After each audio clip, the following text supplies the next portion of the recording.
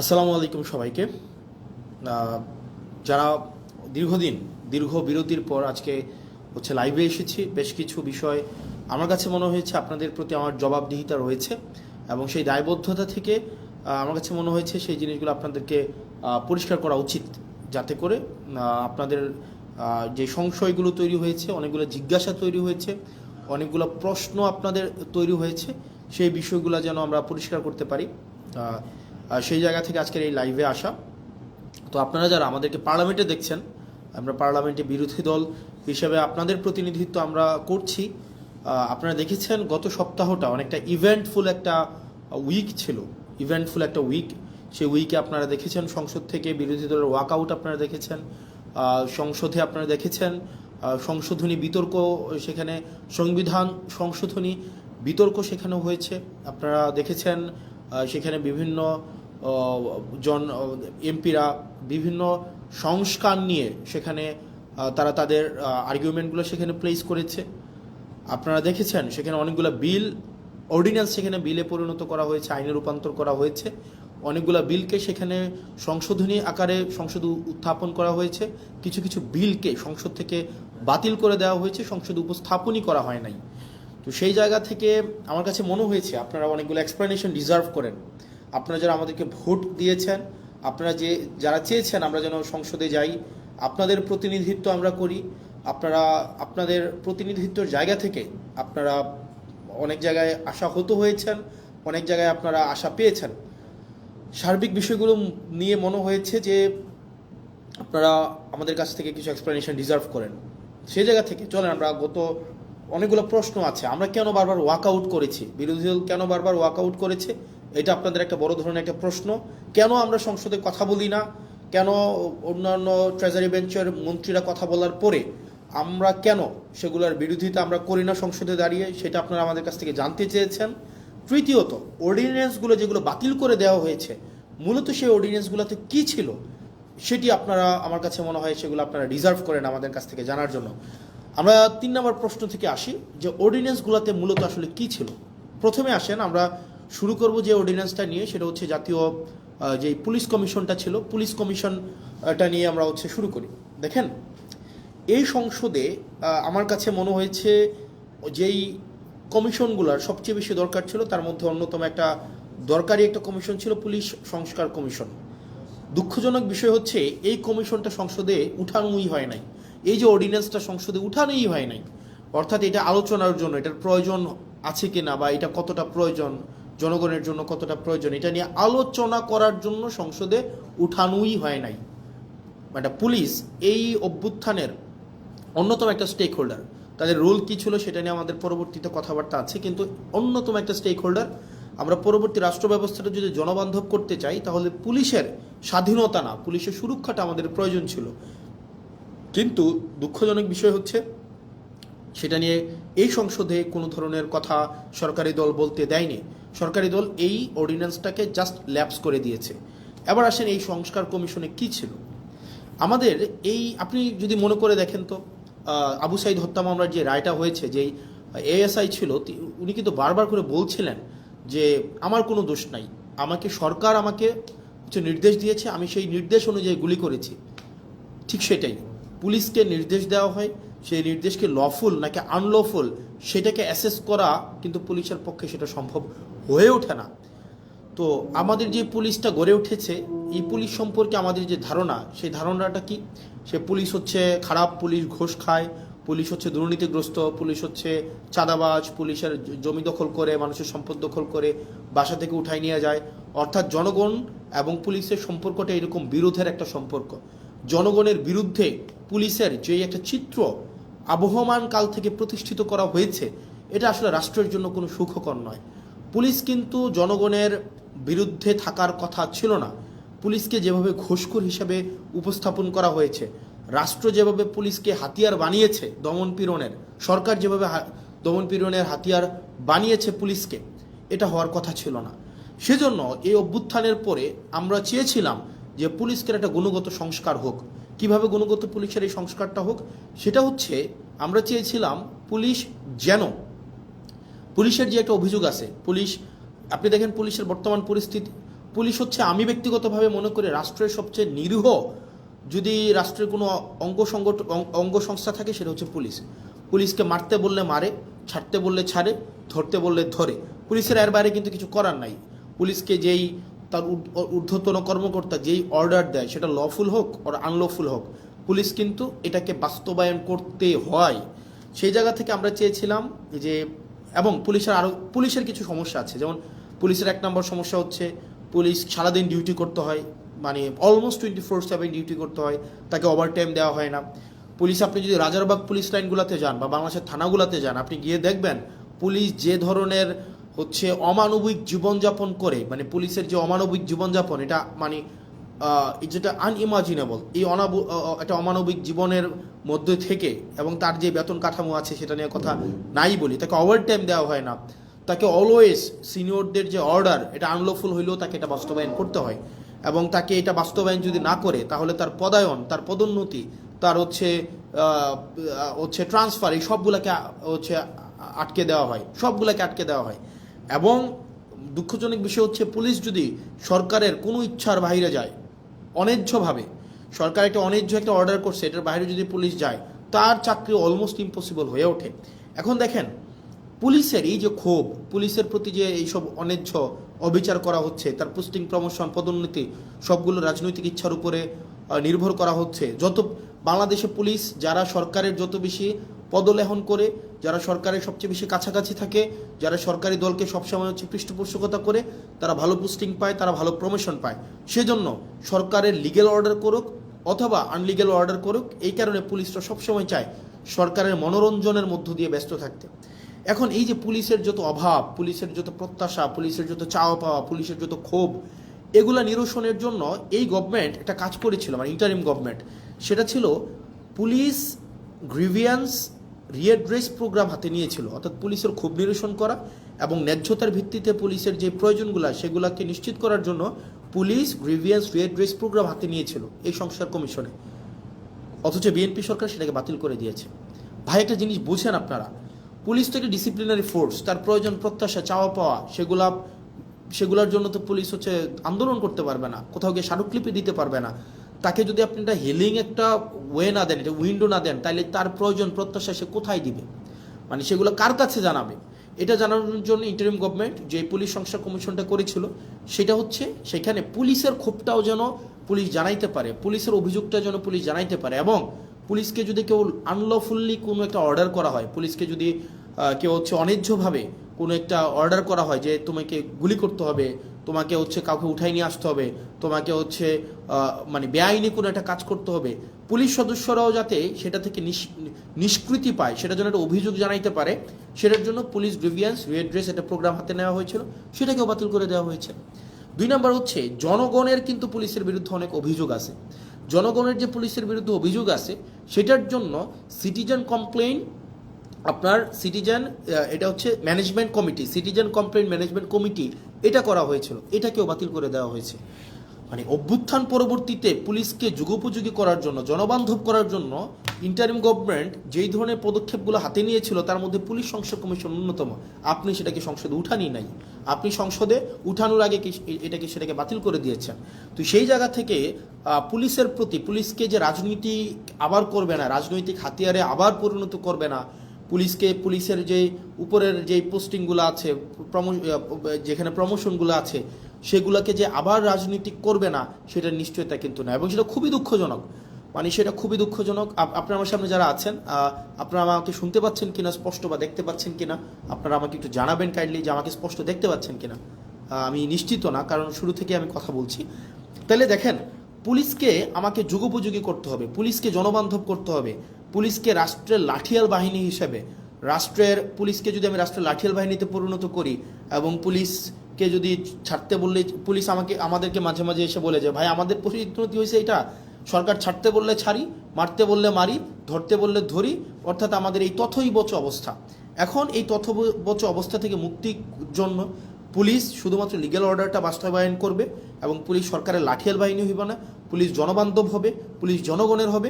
সেটার জন্যই কিন্তু হচ্ছে সংস্কার কমিশনটা করা হয়েছিল। দুঃখজনক বিষয় হচ্ছে, এই সংস্কার কমিশন এই সরকার এটাকে ল্যাপস করে দিয়েছে, এটাকে উঠাইয়ে নাই। তার মানে এই সরকার যে অ্যাটিটিউড, এই সরকারের যে মনোভাব পুলিশকে নিয়ে, এই সরকারের যে চাওয়া পাওয়া পুলিশকে নিয়ে, সেটা হচ্ছে এই সরকার পুলিশকে আবার একটা লাঠিয়াল বাহিনীতে পরিণত করতে চায়।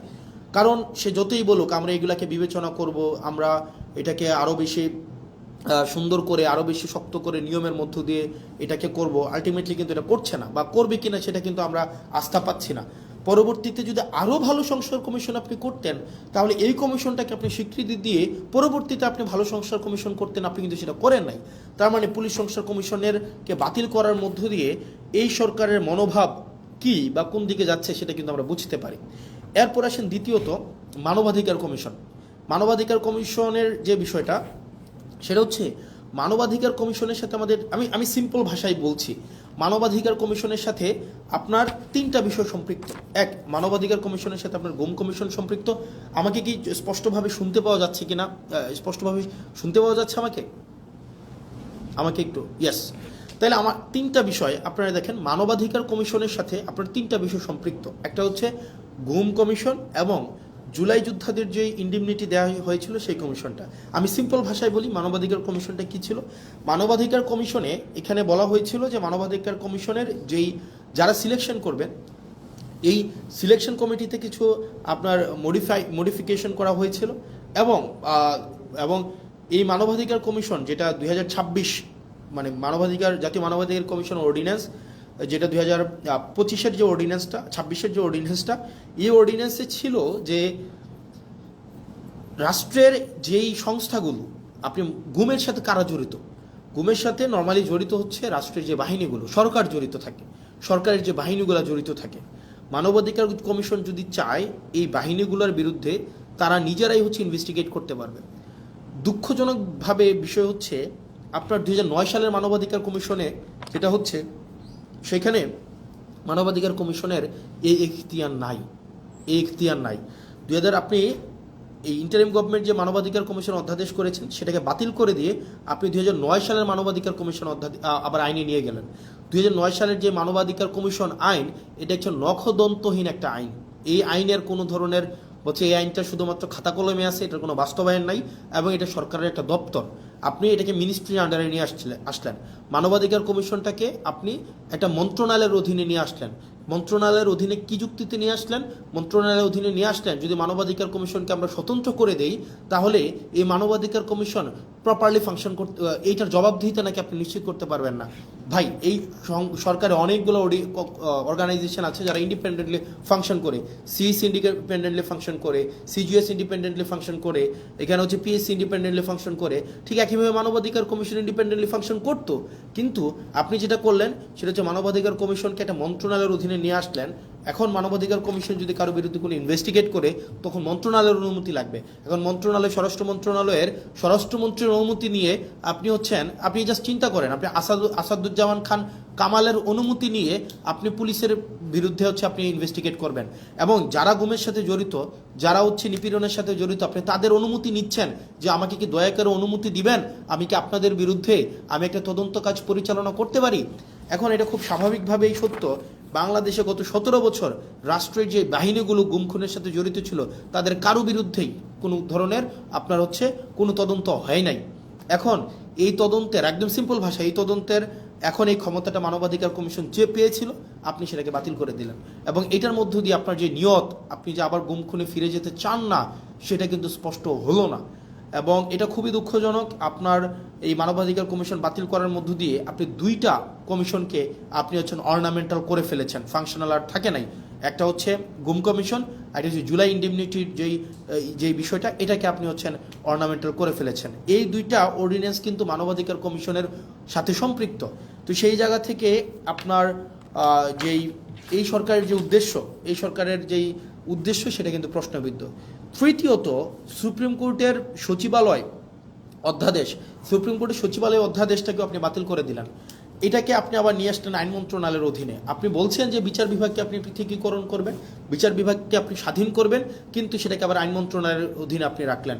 এবং এই সরকার, অন্তর্বর্তীকালীন সরকার যতগুলো ভালো কাজ করেছিল এবং যতগুলো কাজ ওয়াইডলি সেলিব্রেটেড হয়েছিল, তার মধ্যে কিন্তু এই সুপ্রিম কোর্টের সচিবালয়ের অধ্যাদেশটা অন্যতম। কারণ একটি বিচারক, খেয়াল করেন, একটা বিচারক যদি নির্মোহভাবে অবজেক্টিভভাবে তার বিচার কার্য পরিচালনা করতে চায়, তাকে আপনি অবশ্যই তাকে সুযোগ দিতে হবে।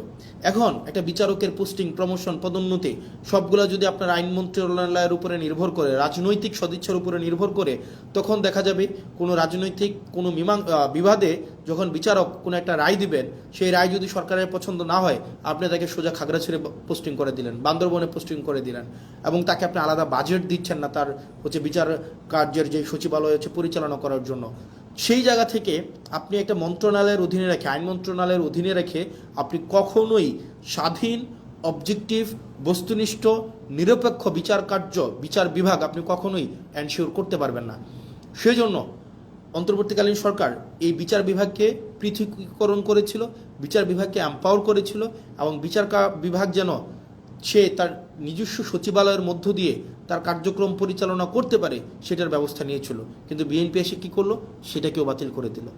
মানে এটা ইটস ভেরি আনফর্চুনেট। মানে আপনি এই ধরনের একটা প্রোগ্রেসিভ মুভকে আপনি বন্ধ করে দিয়ে আবার আপনি পিছনের দিকে হাঁটা শুরু করলেন। বিচার বিভাগকে আবার আইন মন্ত্রণালয়ের অধীনে নিয়ে আসলেন, আইনমন্ত্রীর অধীনে নিয়ে আসলেন। আইনমন্ত্রীর ইচ্ছা, সদিচ্ছার উপরে পোস্টিং, প্রমোশন, পদোন্নতি সব কিছু নির্ভর করবে। আইনমন্ত্রী সংসদে দাঁড়িয়ে খুব সুন্দর করে বললেন যে উনার নাকি এই ধরনের ক্ষমতা নাই। মাননীয় আইনমন্ত্রী, আপনি যতই সুন্দর করে বলেন না কেন আপনার এই ক্ষমতা নাই, কিন্তু এই জিনিসগুলো, পোস্টিং, পদোন্নতি, এই বিষয়গুলো কিন্তু আপনার ইচ্ছাতেই হয়ে থাকে, আইনমন্ত্রীর ইচ্ছাতেই হয়ে থাকে, এবং এটা হচ্ছে রেওয়াজ। আপনারা আমাদেরকে রেওয়াজ এবং নিয়মের বারবার যেই ধরনের লিস্ট, বারবার যেই ধরনের আপনারা আমাদেরকে সবক দেন, এই সবকের সেটা অংশ। এবং এটার মধ্য দিয়ে আবার আইন বিভাগকে রাজনীতিকরণ করা, বিচার বিভাগকে আবার রাজনীতিকরণ করা হইলো। আবার সেখানে জাস্টিস মানিকের মতো আমরা বিচারক পাইতে যাচ্ছি, আবার ওবায়দুল হকের মতো আমরা বিচারক পাইতে যাচ্ছি, যেখানে আপনার রাজনৈতিক সদিচ্ছার উপরে বিচার কার্য পরিচালনা করা হবে, এবং সেটি আমাদের জন্য খুবই দুঃখজনক, এবং সেটা রাষ্ট্রের জন্য একটা ব্যাকওয়ার্ড মুভ। তারপর পরবর্তীতে যেই কমিশনটাকে, যেই সরকারি মুভকে বা আমাদের অগ্রগতিকে একদম নষ্ট করে দেওয়া হয়েছে, সেটা আমাদের পরবর্তীতে স্থানীয় সরকার রিলেটেড অর্ডিন্যান্স ছিল। অর্থাৎ আগে এই ইন্টারিম গভর্নমেন্ট আসার পরে ওনারা একটা কাজ করেছিলেন, সেটা যে বিশেষ পরিস্থিতিতে, যেহেতু আপনারা জানেন যে বিগত 3-4টা নির্বাচন, সেই নির্বাচনগুলো স্থানীয় সরকারে সেগুলো স্বচ্ছ, নিরপেক্ষ, বস্তুনিষ্ঠ নির্বাচন হয় নাই, অংশগ্রহণমূলক নির্বাচন হয় নাই। একপাক্ষিকভাবে সেই নির্বাচনগুলোতে আওয়ামী লীগের কর্তা ব্যক্তিরাই সেখানে নির্বাচিত হয়ে স্থানীয় সরকারগুলোকে দখল করেছিল, মেম্বার, চেয়ারম্যান, মেয়র, কাউন্সিলর। এই কারণে অভ্যুত্থান পরবর্তী সময়ে আপনার ইন্টারিম গভর্নমেন্ট এসে তাদেরকে সরিয়ে দিয়ে আপনার এখানে একটা বিশেষ পরিস্থিতিতে একটা অর্ডিন্যান্স করে যে এই স্থানীয় সরকারের নির্বাচিতদেরকে চাইলে সরকার বাদ দিতে পারে, এটা বিশেষ পরিস্থিতিতে।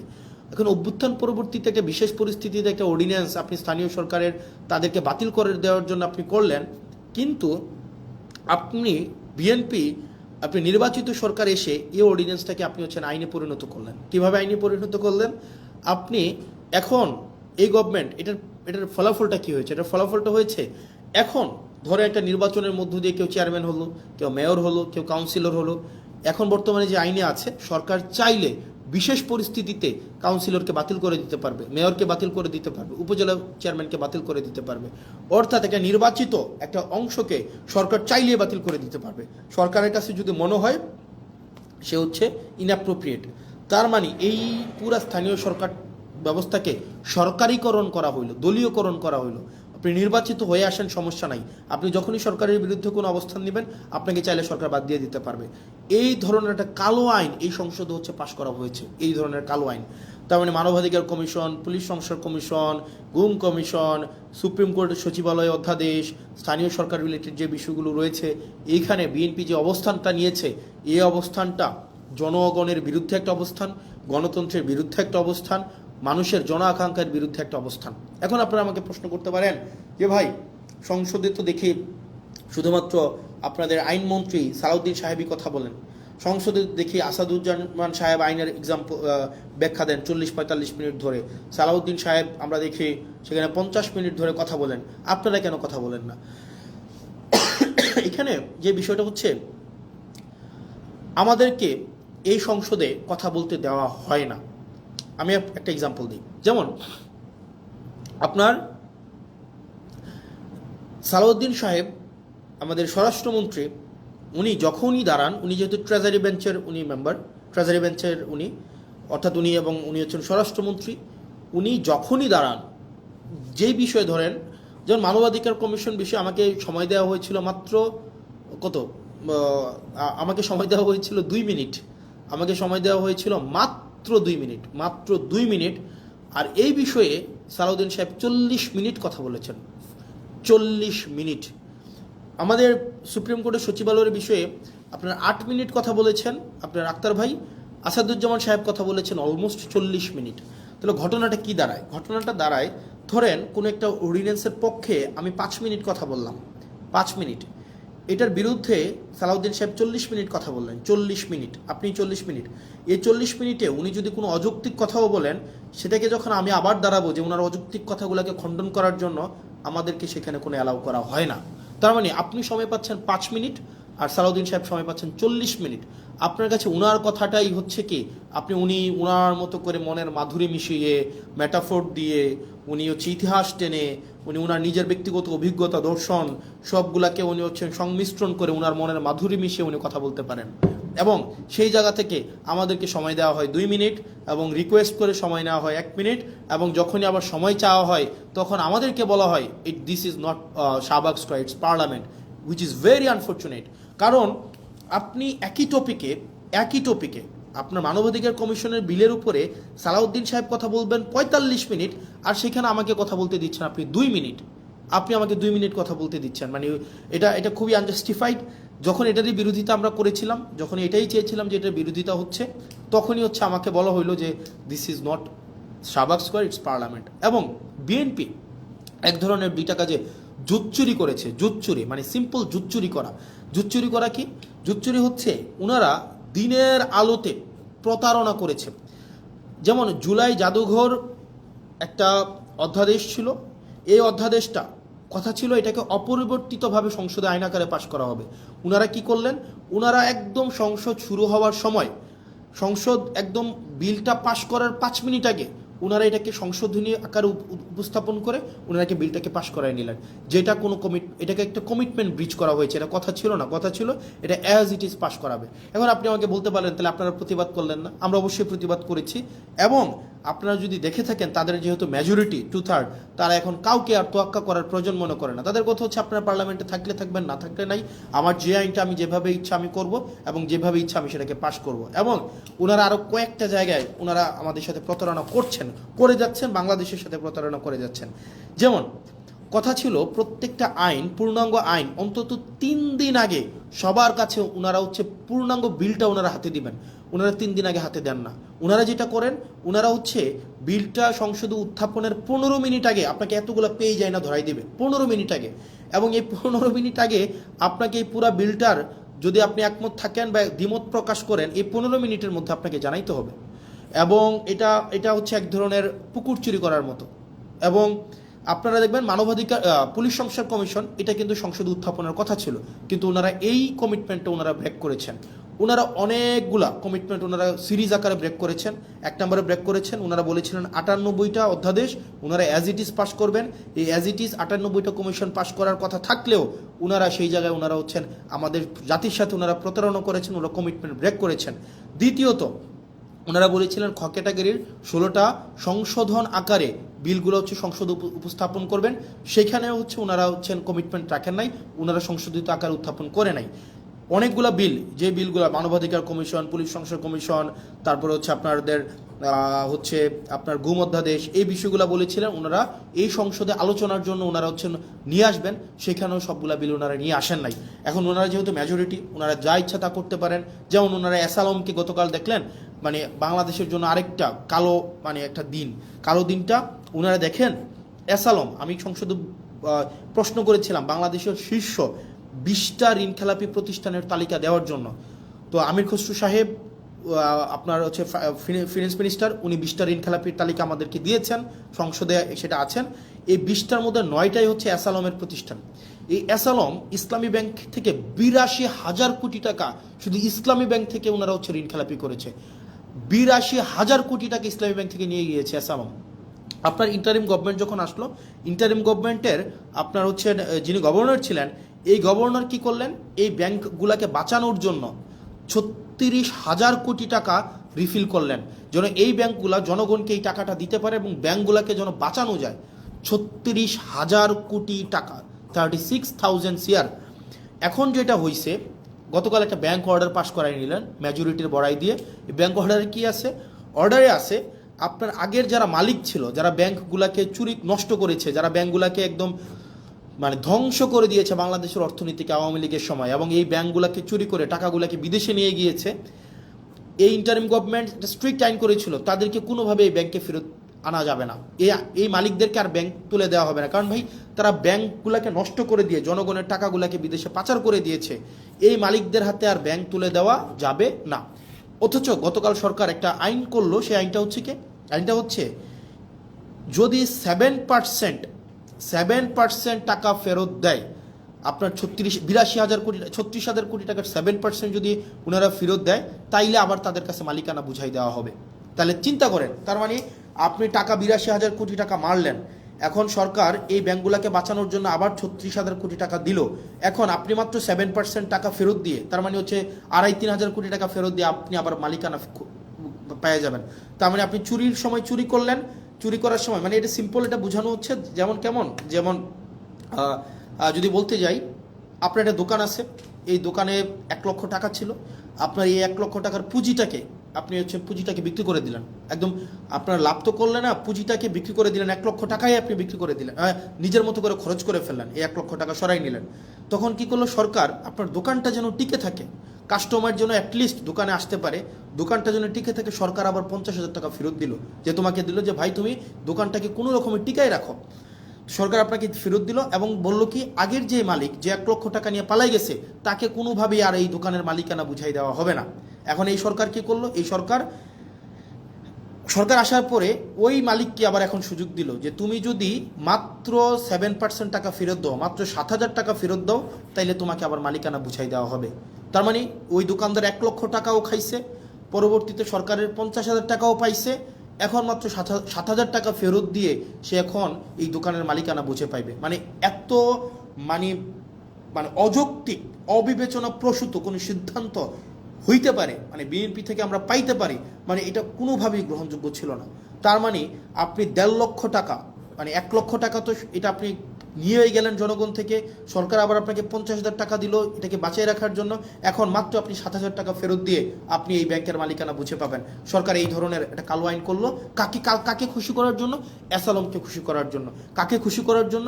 রাষ্ট্রের মাফিয়াদেরকে খুশি করার জন্য, যেটা বিএনপি থেকে খুবই আনঅ্যাকসেপ্টেবল একটা হচ্ছে মুভ।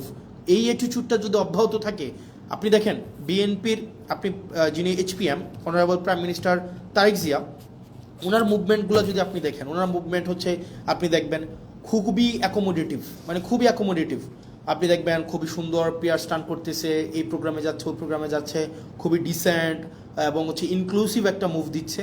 কিন্তু অ্যাক্টিভিটিগুলো যদি আপনি দেখেন, বিএনপির অ্যাক্টিভিটিগুলো লাস্ট 2 মাসে, নাম্বার 1 অ্যাক্টিভিটি বাংলাদেশ ব্যাংকে যেভাবে দখল করা হইলো, এই অ্যাক্টিভিটিটা যদি আপনার চোখে পড়ে, বিসিবিকে যেভাবে দলীয়করণ করা হইলো, স্থানীয় সরকারকে যেভাবে ধ্বংস করা হইলো, মানবাধিকার কমিশনকে যেভাবে বাতিল করে দেওয়া হইলো, পুলিশ সংস্কার কমিশনকে বাতিল করে দেওয়া হইলো, সুপ্রিম কোর্টের সচিবালয়কে বাতিল করে দেওয়া হইলো, এরপরে হচ্ছে আপনার এই ব্যাংকগুলোকে আবার দখল করার জন্য দখলবাজদেরকে যে সুযোগটা দেওয়া হইলো, এই অ্যাক্টিভিটিগুলো যদি আপনি একসাথে করেন, তাহলে আপনার কাছে যে বার্তাটা যায়, এই বার্তাটা কখনোই ইতিবাচক কোনো একটা বার্তা না।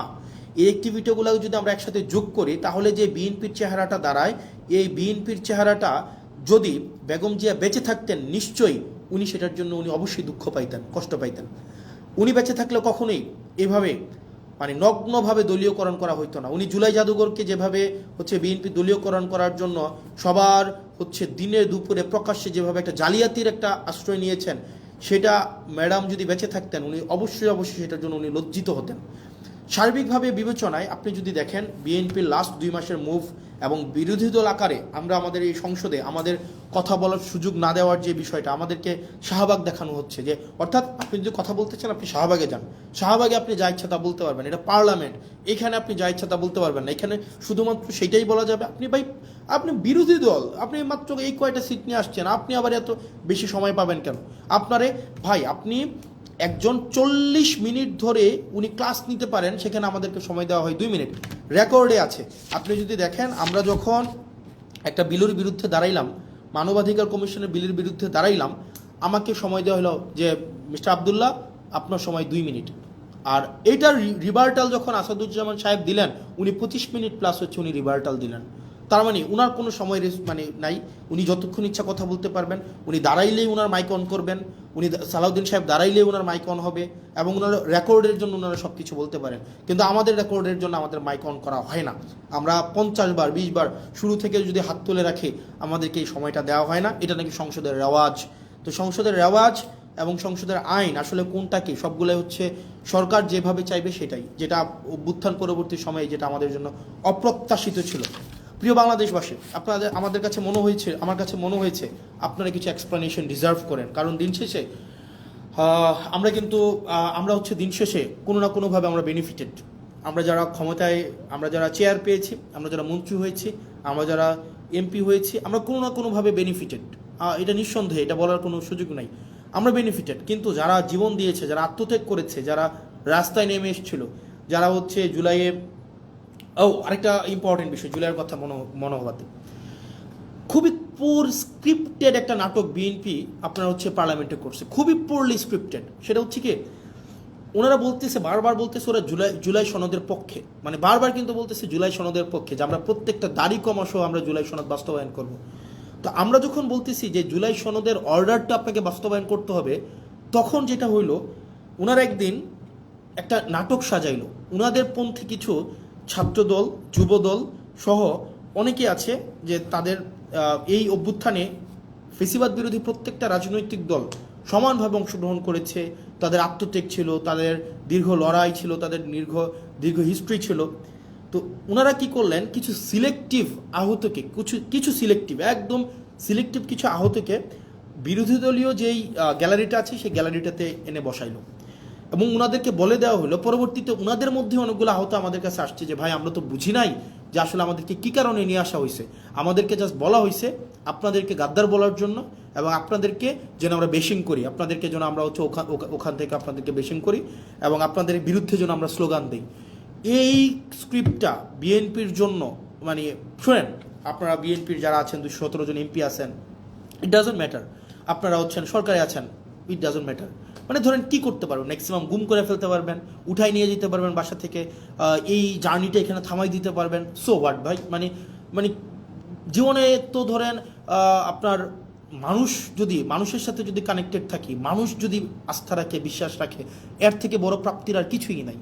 আপনারা ওই দিন যে স্ক্রিপ্টটা সাজাইলেন, আপনারা যে নাটকটা সেদিন সংসদে করলেন, এবং আমরা দেখলাম মাননীয় প্রধানমন্ত্রী প্রত্যেক আহতের সাথে একজন একজন করে কথা বলে আসার পরেই ওই আহতরা ওই গ্যালারি থেকে আমাদেরকে বিভিন্নভাবে, ওখানে আপনারা দেখলেন এটা সিন ক্রিয়েট করা হয়েছে, এবং ওনারা আমাদেরকে বিভিন্নভাবে গালাগালি দিলেন। ওনারা বললেন আমরা জুলাই সনদ চাই, বিএনপি যেভাবে চাই আমরা সেভাবে চাই। তো আমরা জিজ্ঞেস করলাম বিএনপি কীভাবে চাই বলেন তো? ওনারা বললেন না, বিএনপি যেভাবে চাই আমরা সেভাবে চাই। আমি বললাম তো বলেন না বিএনপি কীভাবে চায়। কয় না, আমরা এত কিছু বুঝি না, বিএনপি যেভাবে জুলাই সনদ চাই আমরা সেভাবে চাই। এর মাঝখানে 3-4 জন আছে আমাদের কাছে এসে বললো যে ভাই, আমরা খুবই দুঃখিত, আমরা আপনাদের সাথে এইভাবে আচরণ করার কারণে, কিন্তু আমাদেরকে এইভাবেই বলা হয়েছে, আমরা যেন আপনাদের বিরুদ্ধে স্লোগান দেই, আমরা যেন আপনাদেরকে হচ্ছে ওখানে অপমান করি, আমরা যেন আপনাদের বিরুদ্ধে এই ধরনের কথাগুলো বলি। মানে it's very unfortunate mister Tarique Zia, honourable prime minister Tarique Zia, it's very unfortunate আপনি পার্লামেন্টে থাকা অবস্থায় এই ধরনের একটা নাটক করা হবে এবং এটার ডিরেকশন আপনি দিবেন। মানে আমি জানি এটার স্ক্রিপ্ট রাইটার কে ছিল, এটার কোরিওগ্রাফার কে ছিল, এটার হচ্ছে ডিরেক্টর কে ছিল, আমি জানি না। কিন্তু আমি এটা বিশ্বাস করতে স্টিল চাই না যে এখানে কোনো ধরনের আপনি ব্যক্তিগতভাবে এটার পৃষ্ঠপোষকতা করেছেন, এটা আমি বিশ্বাস করতে চাই না। কিন্তু এটা যদি হয়ে থাকে, এটা ভেরি আনফর্চুনেট। এটা আপনার জন্য একটা ডিসক্রেডিট। কারণ আপনি এই ধরনের একটা মানে সংসদে যারা মানে বিএনপিপন্থী জুলাই, জামাতপন্থী জুলাই যুদ্ধে এইভাবে ক্লাসিফিকেশন করবেন এবং তাদেরকে দিয়ে প্রেস কনফারেন্স করিয়ে আমাদের বিরুদ্ধে কথা বলাবেন, এবং তারা পরবর্তীতে এসে তারা বুঝবে, তারা স্বীকার করবে যে তাদেরকে ব্যবহার করা হয়েছিল, এর থেকে দুঃখজনক mister Tarique Zia, honourable prime minister, কিছু হইতে পারে না। এবং এটা আপনার জন্য খুবই ডিসগ্রেস। আমি একজন পলিটিশিয়ান, আমি হচ্ছে একই সংসদে বসি, এবং আমার কাছে মনে হয়েছে লাস্ট 1 মাসের অ্যাক্টিভিটিতে আমাকে অবশ্যই কথা বলতে হবে এবং আপনারা যেই কাজটা করেছেন, আমি জানি না কে এটার স্ক্রিপ্ট রাইটার ছিল, কে এটার ডিরেক্টর ছিল, এটা যদি আপনারা করে থাকেন, এই যে জুলাই যোদ্ধাদের মধ্যে যেই বিভাজন আপনারা করলেন এবং তাদেরকে যেভাবে রাজনৈতিক টুল হিসাবে আপনারা ব্যবহার করলেন, এটা আপনার জন্য এটাতে আপনার লজ্জিত হওয়া উচিত। এবং আমি বিশ্বাস করতে চাই এক্ষেত্রে আপনি কোনো ধরনের আপনার নিজস্ব কনসেন্ট ছিল না। আর আপনাকে যারা বুঝিয়েছে, এই স্ক্রিপ্ট রাইটার যারা ছিল, ডিরেক্টর যারা ছিল, তারা আপনাকে বিপদে ফেলবে। প্রিয় দেশবাসী, আমাদের দেশ যেদিকে যাচ্ছে, আমাদের বাংলাদেশ যে পথে হাঁটছে, আমরা যেদিকে যাচ্ছি, কোনো ইতিবাচক বার্তা আমাদেরকে দিচ্ছে না। আমাদের যারা আত্মত্যাগ দিয়েছিল, তারা যে কারণে আত্মত্যাগ করেছিল, রাষ্ট্রের স্ট্রাকচারাল রিফরমেশনের জন্য। কিন্তু দিন শেষে রাষ্ট্রের স্ট্রাকচারাল রিফরমেশন তো হচ্ছে না, আমরা সেটা পারছি না, এটা আমাদের ফেইলিওর, আমরা বারবার বলে যাচ্ছি। এবং বিএনপি থেকে প্রত্যাশা আরও বেশি ছিল। তবে থ্যাংক ইউ বিএনপি, আপনারা এই রং মুভগুলো নিচ্ছেন এবং জনগণ আপনাদেরকে কিভাবে দেখে আপনারা মানুষের কাছে যান। এবং আপনারা যে মনে রাখবেন, বয়স আমার মাত্র 27 বছর 7 মাস, ছোটো মুখে অনেক বড় কথা বলছি। আপনারা সংখ্যাগরিষ্ঠতার যে একটা আত্মতুষ্টিতে আপনারা ভুগছেন, আত্মবিশ্বাসী হওয়াটা ভালো, কিন্তু আত্মতুষ্ট আপনারা যেভাবে হচ্ছেন যে আপনারা যা ইচ্ছা তা করতে পারবেন এই সংখ্যাগরিষ্ঠতার 2/3 মেজরিটির এই বড়াই দিয়ে, মনে রাখবেন সংখ্যাগরিষ্ঠতা কখনোই ভালো কিছু নিয়ে আসে নাই। আপনার 96-তে, আপনার 91-তে সংখ্যাগরিষ্ঠতা ছিল, আর at the end of the day রাষ্ট্রের সংকটের দিকে আপনারা নিয়ে গিয়েছিলেন। 2001-এ যখন আপনারা সরকার গঠন করলেন, তখন আপনারা হচ্ছেন সংকটের দিকে নিয়ে গিয়েছেন। রাষ্ট্র, সরকার, জনগণ আপনাদেরকে সুযোগ দিয়েছিল আপনারা আবার ইতিহাসের ইতিবাচক একটা অংশের পার্ট হওয়ার, কিন্তু দুঃখজনক বিষয় আপনারা সেটা হন নাই।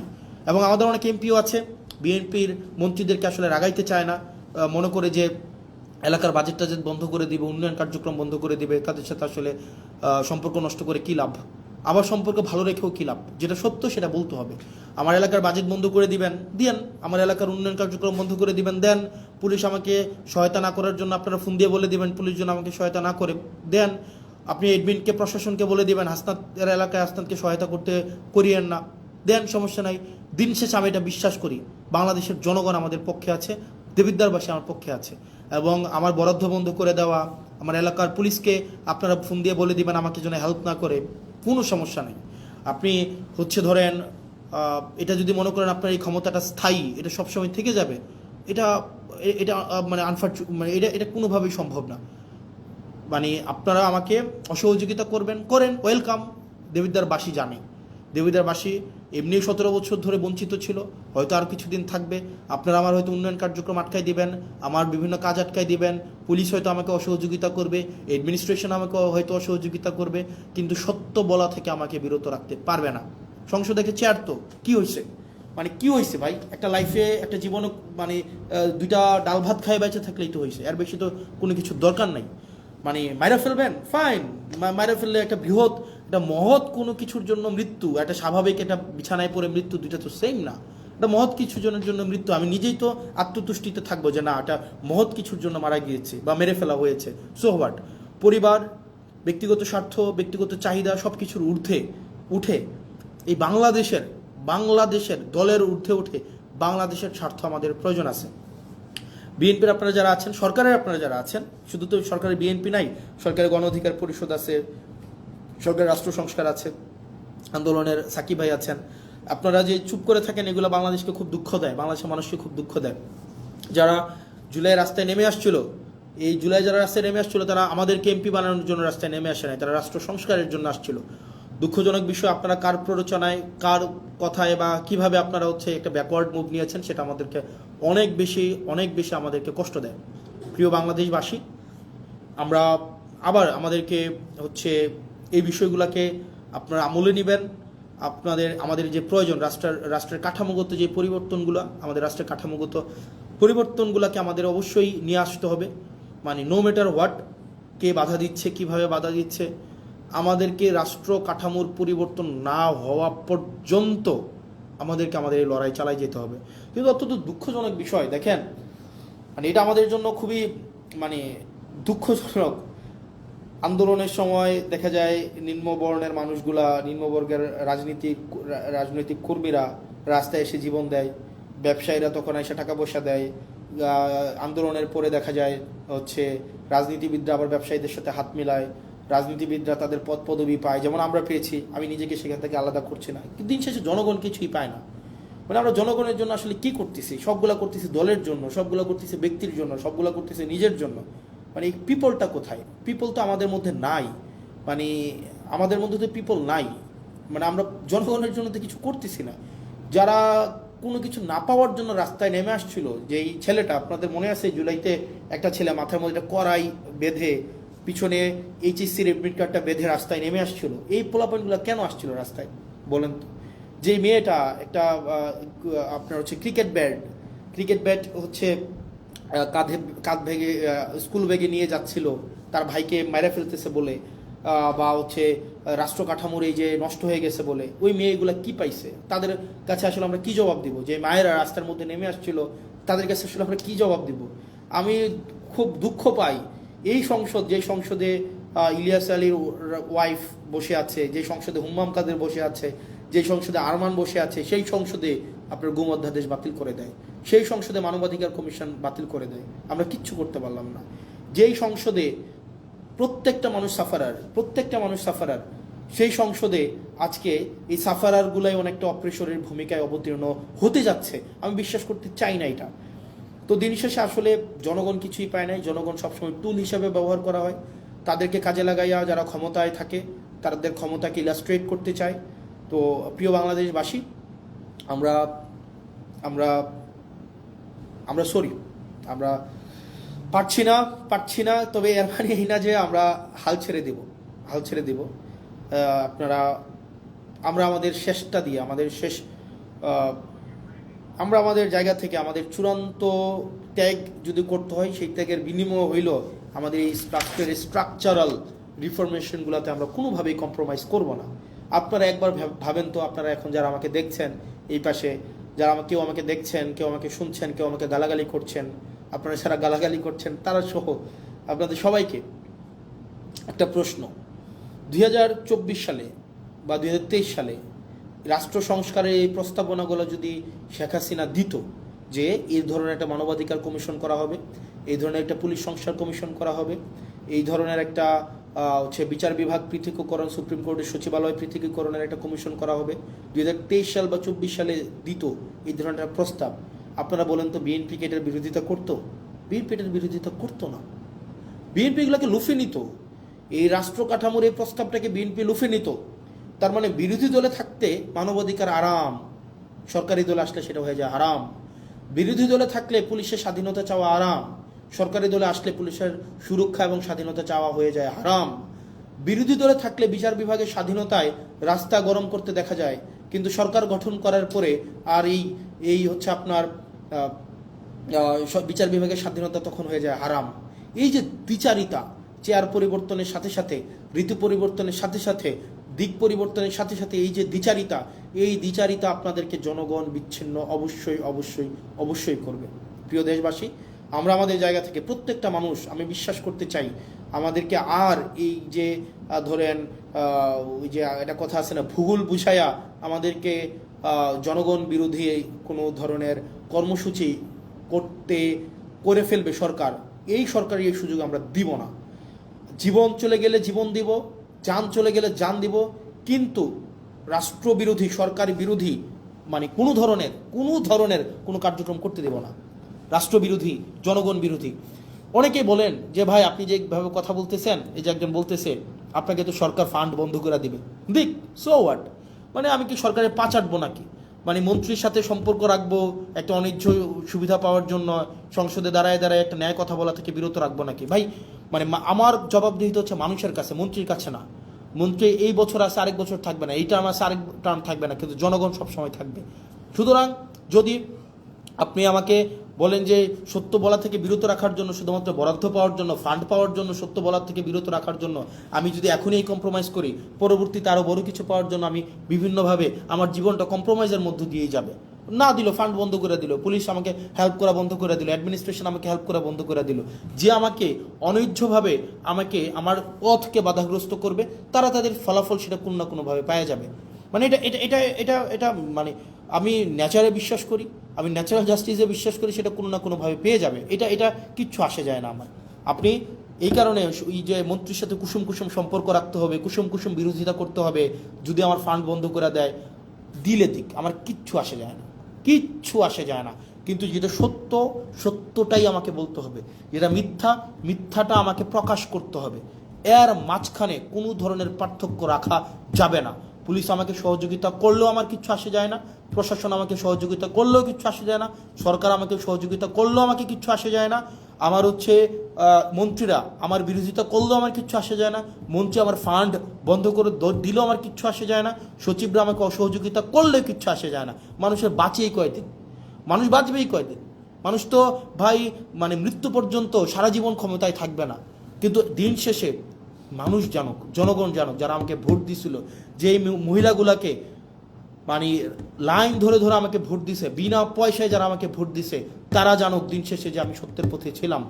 যে ইয়াং প্রজন্ম, শিক্ষিত প্রজন্ম যারা বিনা পয়সায় আমাকে ভোট দিছিল, তাদের কাছে আমার জবাবদিহিতাটা আমি নিশ্চিত করতে চাই। আমি বিশ্বাস করতে চাই, আমি যদি সত্যের পথে থাকি, সেক্ষেত্রে যদি সরকার আমাকে বাধাও দেয়, জনগণ আমার পাশে দাঁড়াবে। আমাকে বিনা পয়সায় ভোট দিয়ে জিতাইছিল, আবার আমাকে প্রয়োজনে বিনা পয়সায় ভোট দেওয়া জিতাবে, কিন্তু আমি কম্প্রোমাইজ করতে পারবো না, না না, কোনোভাবেই না, কোনোভাবেই না। আমি মিডিয়াকে দেখেছি দালালি করতে, মিডিয়ার যে দালালি, মানে এটা পৃথিবীতে যদি কোনো উদাহরণ হয়ে থাকে মিডিয়ার দালালি, এটা বাংলাদেশে হচ্ছে 1 নাম্বার হবে মিডিয়ার দালালি। মিডিয়া, মিলিটারি, ব্যুরোক্রেসি সবাই এখন আবার হচ্ছে মানে জি হুজুর আবার কালচারে চলে গিয়েছে। এই জি হুজুর কালচারে এনসিপি যাবে না, জি হুজুর কালচারে এনসিপি রাজনীতিবিদরা যাবে না, কোনোভাবেই যাবে না, কোনোভাবেই না। আপনি আমার চেহারা নিয়ে কথা বলেন, আপনি আমাকে চেহারা নিয়ে আমাকে ট্রোল করেন, আপনি আমাকে কালো বলেন, হোয়াট এভার, এগুলো আমার কিচ্ছু আসে যায় না। মানে এটা দিয়ে আপনি আমাকে থামাইতে পারবেন? কোনোভাবেই না, নেভার, কোনো ওয়েতেই না ভাই। যেটা সত্য, এই সত্য যত মানে ইভেন আমার জীবনের যদি কষ্ট হয়, আমার জীবনের যদি স্যাক্রিফাইস হয়, সেইটা থেকে আপনি আমাকে বিরত রাখতে পারবেন না, যতদিন না পর্যন্ত এই স্ট্রাকচারাল রিফরমেশনগুলো তৈরি হবে, মানে আপনার স্ট্রাকচারাল রিফরমেশনগুলো বাস্তবায়ন না হয়, ততক্ষণ পর্যন্ত আমাদের এই লড়াই চলবে, আমাদের লড়াই চলবে। আপনি সংসদে আমাদেরকে লবিতে আসা বলবেন বয়স কত, মাত্র এতদিন, আর অপেক্ষা করো, দরকার আছে শত্রু বাড়াইয়া। যদি কেউ শত্রু হইতে চায়, মানে আমার প্যারা নেই, কিচ্ছু আসে যায় না। প্রিয় বাংলাদেশবাসী, আপনারা জানেন দিন শেষে যে কারা বাংলাদেশের বিরুদ্ধে অবস্থান নিচ্ছে, অ্যাসালমের পক্ষে অবস্থান নিচ্ছে, যারা কারা সংস্কারের বিরুদ্ধে অবস্থান নিচ্ছে, স্বাধীন বিচার বিভাগের বিরুদ্ধে অবস্থান নিচ্ছে, স্বাধীন পুলিশ সংস্কার কমিশনের বিরুদ্ধে অবস্থান নিচ্ছে, কারা এই স্থানীয় সরকার ব্যবস্থাকে নষ্ট করে দিচ্ছে, এটাকে আবার ফেসিবাদের দিকে নিয়ে যাচ্ছে, কারা সংস্কারের কথা বলে তারা তাদের 31 দফা থেকেও পিছনে হচ্ছে, জুলাই সনদ অক্ষরে অক্ষরে বাস্তবায়নের কথা বলেও কারা পিছনে চলে যাচ্ছে। এই জিনিসগুলাই শিক্ষিত প্রজন্ম, আপনারা নিশ্চয়ই আপনাদের বিবেচনা সুবোধ আছে, এবং সেই বিষয়ে আপনারাই সিদ্ধান্ত নেবেন। আপনারা ভালো থাকবেন, সুস্থ থাকবেন। যারা গালাগালি দিচ্ছেন তাদের গালাগালিকে আমি স্বাগত জানাই, সেটার কখনোই প্রতিবাদ করি নাই, সেটা অব্যাহত রাখেন, সেটা নিয়ে কিচ্ছু আসে যায় না। কিন্তু একই সাথে এটাও আপনারা তো এমনি নিষিদ্ধ আছেন এখন, আপনাদের আপনাদের দেখবেন নেতারা বিদেশে বিলাসবহুল জীবনযাপন করে, আওয়ামী লীগের। আপনারা যারা রাস্তায় এসে 30 সেকেন্ডের একটা স্লোগান দিয়ে দৌড় মারেন আপনার আলোক গতিতে, আপনাদের নেতারা বিদেশে বসে বসে জন্মদিন পালন করে, বড় গাড়িতে ঘোরাঘুরি করে, বিভিন্ন বড় বড় শপিং মলে শপিং করে। তো নেতার পা আপনারা যারা চাটেন, আপনার নেতার পা চাটার আগে একবার ভাইবেন আপনারা কাদের পা চাটতেছেন। আবার যখন যদি আপনার এই পা চাইটা কোনো লাভ নাই রে ভাই, এই পা চাইটা লাভ আছে। আপনি দেশে পুলিশের দৌড় খাবেন, আপনাকে জনগণ পিটাবে, আপনাকে রাজনৈতিক দলগুলো আপনাকে দৌড়ের উপরে রাখবে, আর আপনার নেতারা বিদেশে আরাম আয়েশের জীবন কাটাবে। আপনি এদিকে বুড়িগঙ্গার তীরে জীবনযাপন করবেন, 200 টাকা ভাড়ায় বাসায় থাকবেন অন্ধকার গরমের মধ্যে, আর আপনার নেতা ট্যাম্পসের মধ্যে অথবা দুবাইয়ের নদীর মধ্যে ইয়ট নিয়ে ঘুরে ঘুরে বেড়াবে, এবং সেখানে উনি জন্মদিন পালন করবে। তো এই বিষয়গুলো একটু মাথায় রাখেন যে কার পিছনে যাচ্ছেন এবং কাদের জন্য রাজনীতি করছেন। আর আপনারা যারা অনেকে আছেন নেতার পা চাটেন, নেতার পিছনে নেতার পা চেটে জীবনটাকে ধ্বংস করে দিচ্ছেন। এখন নেতার পা চাটতেছেন, কিছুদিন পরে নেতার ছেলের পা চাটতে হবে। এখন পা চাটতেছেন নেতার পা, নেতার পা চেটে কোনো লাভ হয় নাই, এরপরে চাটবেন নেতার ছেলে। নেতার ছেলে সবসময় নেতাই হবে। আর দিন শেষে আপনারা যারা চাটার উপরে থাকেন, চাটাচাটি যাদের হচ্ছে কর্ম, চাটাচাটি যাদের হচ্ছে জীবিকা, চাটাচাটি ছাড়া যাদের মনস্তত্ত্বের মধ্যে স্বাধীনতা নাই, যারা মানসিকভাবে স্বাধীন না, যারা মানসিকভাবে হচ্ছে মানে চাটামিকে যারা জীবিকা হিসাবে নিয়েছেন, দিন শেষে আপনাদের চাটতেই হবে। এখন কিছু আগে চেটেছেন নেতার বাবাকে, এখন চাটতেছেন নেতাকে, কিছুদিন পরে চাটবেন নেতার ছেলেকে। এটাই হচ্ছে আপনাদের নিয়তি। যদি এটা না করতে চান, স্বনির্ভর হতে চান, সত্যকে সত্য বলতে চান, মিথ্যাকে প্রকাশ করতে চান, তাহলে এইসব চাটাচাটি বাদ দেন। দল আপনাকে ভাত দিবে না। আপনার ঘরে যদি ওষুধ না থাকে, আপনার মায়ের যদি ওষুধ না থাকে, নেতা এসে সে ওষুধ কিনে দিয়ে যাবে না। দিন শেষে আপনি করবেন গুলিস্তানে মার্কেট, আর নেতা যাবে দুবাই মার্কেট করতে। আপনি ছুটিতে যাবেন হচ্ছে ওই যে চানখারপুল, আপনার নেতায় যাবে লিভারপুল। তো সেই জায়গা থেকে এই নেতার পা চাটাচিটি করে লাভ নাই। এই পা চাটাচিটিটা বন্ধ করেন।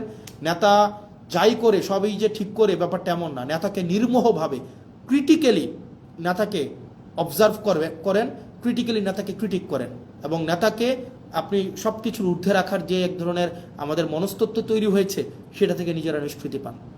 আপনারা ভালো থাকেন, সুস্থ থাকেন, এবং আপনাদের সাথে দেখা হবে যতদিন পর্যন্ত আপনাদের সমর্থন আমাদের সাথে আছে, আপনাদের প্রত্যাশা আমাদেরকে ঘিরে তৈরি হচ্ছে, যতদিন পর্যন্ত সেটা থাকবে, আপনাদের জন্য আমরা কথা বলে যাব।